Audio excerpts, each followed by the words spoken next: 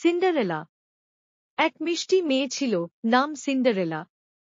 সে ছিল ভীষণ দয়ালু, শান্ত স্বভাবের আর হৃদয়ে ছিল অফুরন্ত ভালোবাসা। কিন্তু তার ছোটবেলায় মা মারা গেলে তার বাবা আবার বিয়ে করেন। সেই সৎমায়ের ছিল 2 কন্যা। কিছুদিন পর বাবাও মারা যান। তখন থেকেই সিন্ডারেলার জীবন হয়ে ওঠে এক দুঃস্বপ্ন। সৎমা ও সৎবোন চাকরের মতো ব্যবহার করত। তাকে দিয়ে বাড়ির সব কাজ করানো হতো, রান্না, বাসন মাজা, ঘর মোছা, কাপড় কাচা। ধুলোময় পোশাকে, ছাইমাখা গায়ে তাকে দেখে সবাই ব্যঙ্গ করে ডাকত সিন্ডারেলা, যার মানে ছাইয়ের মেয়ে।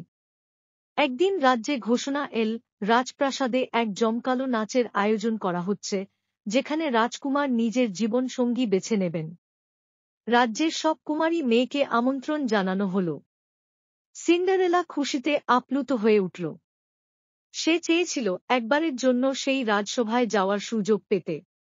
কিন্তু তার সৎমা ও সৎবোনেরা তাকে নিষেধ করল। তারা নিজেরা সাজগোজ করে পার্টির জন্য তৈরি হল, আর সিন্ডারেলাকে বাড়িতে রেখে দিল।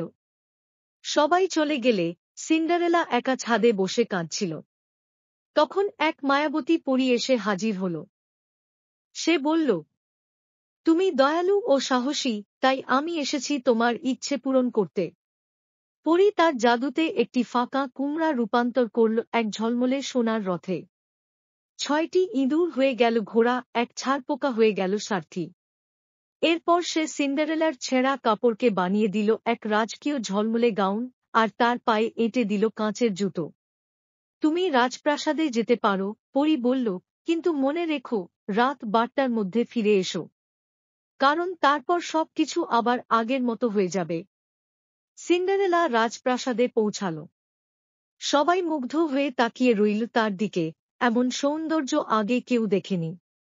রাজকুমারও তাকিয়ে রইল বিস্ময়ে। তারা একসঙ্গে নাচল, কথা বলল, হাসল। কিন্তু ঘড়ির কাঁটা যখন 12টার দিকে এগোচ্ছে, সিন্ডারেলা হঠাৎ দৌড়ে বেরিয়ে গেল। পথে তার এক পায়ের কাঁচের জুতো খসে পড়ে গেল।